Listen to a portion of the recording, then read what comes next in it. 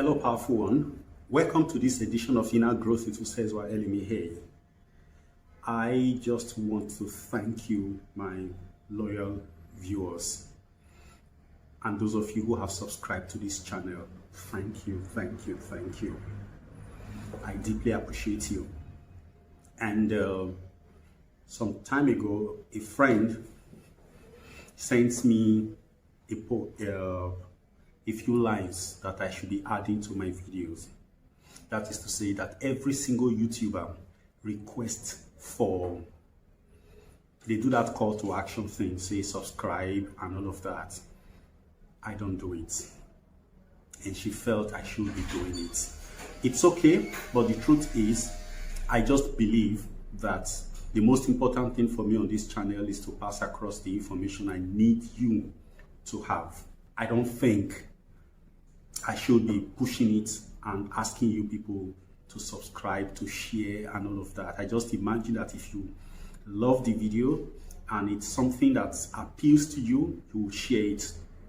Even if I asked you to do it, if you are not in the mood, you won't do it. I share a lot of video content and other posts, not because I was asked to. But for those of you who are sharing my videos, who are talking about them, I am grateful. It is a selfless service on your path. And of course, it's karma. You will be rewarded. Positive karma this time. And if you're doing it because you think it is the right thing and you don't need any form of gratification from anybody or from me, then it is no longer karma. You are giving a loan to God and He will pay you in His own ways. But meanwhile, I appreciate you. I would love you to subscribe if you have not subscribed. I would love you to invite your friends to subscribe to the channel. It will be a blessing, and I would deeply appreciate that because this channel needs to grow. We are just on 88 subscribers. It doesn't shake me, but I just think it should grow. And I know discussions like this in a climb like ours takes time. People are used to comedy, they are used to laughter and some other things. But this is new. I am committed to ensuring that our society is transformed for the better, and messages like this should spread out there. If you will get it and they will act on it, it takes time. Development is not easy. So that said, today, what are we discussing? I have decided to visit something old. It is called alchemy. Now, if you know what alchemy is, you will understand that it is seen as the father, the forerunner to modern day chemistry. But you see, alchemy is deeper. Alchemy is a belief. It's a practice. It is seen as a myth. But there are people who believe that alchemy was real. It was converting base metal, like your iron, aluminum, all of them, to gold. That was the centerpiece of alchemic thoughts, to convert iron, base metal, to gold. It was a science of the medieval age. And of course, like every other practice in life, there were charlatans, there were dupes who came up with all kinds of games to get people to give away their money, to give away their gold and all of that, just to get themselves enriched. But the central element of alchemy was what they called the Philosopher's Stone. It was a particular stone which, if placed in the midst of base metal over a period of time, it will convert the metals to gold. Yes, but along the line, the system fizzled and then it was replaced by a much more scientifically proven, objective, physical science called chemistry. But has alchemy really died? Has it ended? Of course not. Here we are talking about the original concept of alchemy, the way the true philosophers knew it, It was not about converting real physical iron to gold. In medieval time, maybe even till now, and in some circles, gold is seen as a representation of divinity. And there is a group of people, some people who believe that humans are divine. They are divinity encased in base metal, in base form. So every human being is gold overlaid by base metal. And the goal of alchemy, the alchemy of the soul, is to unwrap, to take off all of these base outer coverings of the human being and reach for the gold, and then everything will be perfect for the person. In other words, the human being is perfection sheathed by imperfections. So the idea that I'm only human, which means that don't expect good things from me, because in me dwelleth no good, that is a lie from the perspective of alchemy. And people will even quote Bible and say, it is written in the Bible, in me dwelleth no good. But no, I think that is Paul, Apostle Paul speaking in the Bible. He said, for I know in me dwelleth no good. He said, that is in my flesh. In my flesh. He was not referring to himself.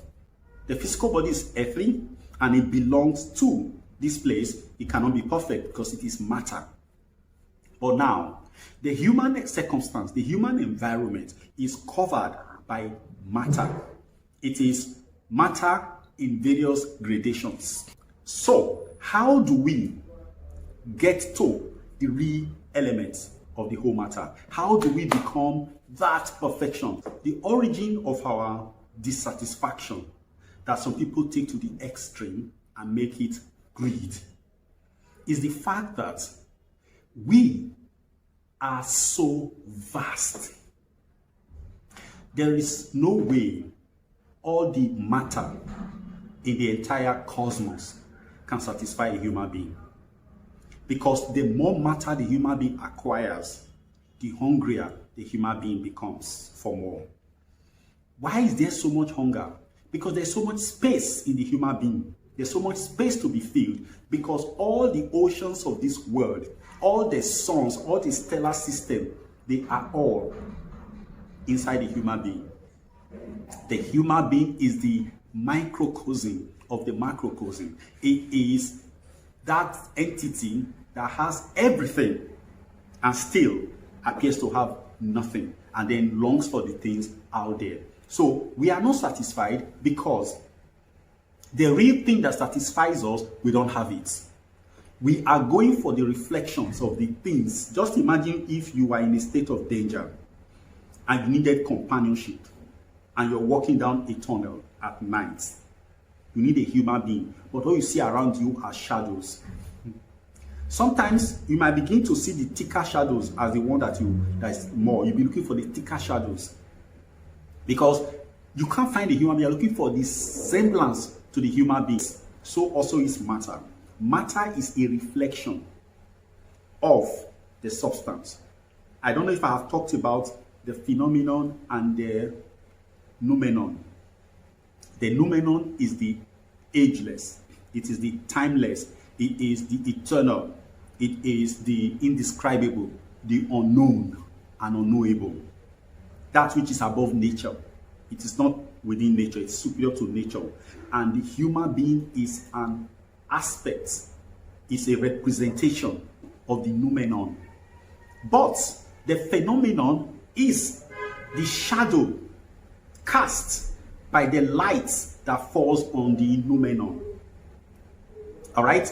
Your body is a reflection of the light of your soul.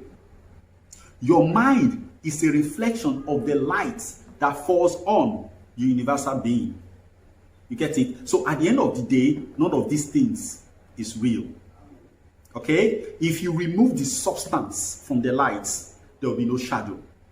So however much you struggle to make a meaning of your needs by trying to solve them through material quest, you will never be satisfied until you find the real you. Until you find the real purpose of your being, nothing will satisfy you. And if you keep pushing at the level of matter, you will end up in greed. Because this is one thing we have known from research, that matter is intoxicating. The more of matter you get, the more of it you want, because matter is out to enslave the soul. The phenomenon is out to hold the noumenon spellbound. Like our people will say, noumenon will not know itself. That is an essence that is not conscious of its being. That's what we are talking about. So today, alchemy is about the science of self-transformation. Now, we will look at it from essence and existence. I think by now you know that there is a difference between essence and existence. Right? So there is essence, there is existence. Existence is the reflection behind essence. Okay? The human being is essential, but all the activities of the human being in the outer world are manifestations of that human being, so they are existence. It is not the real thing. So the real thing is the essence. The essence is spirit. So mind, environment, and body, they are part of the existence. So in other words, matter in all its grades, be it gross material form or subtle metal form, they are all existential. They are part of existence. They are because the essence is. If you take away the essence, all of these shadows will just fall out. Okay? Both the light that falls on the essence and the essence are one.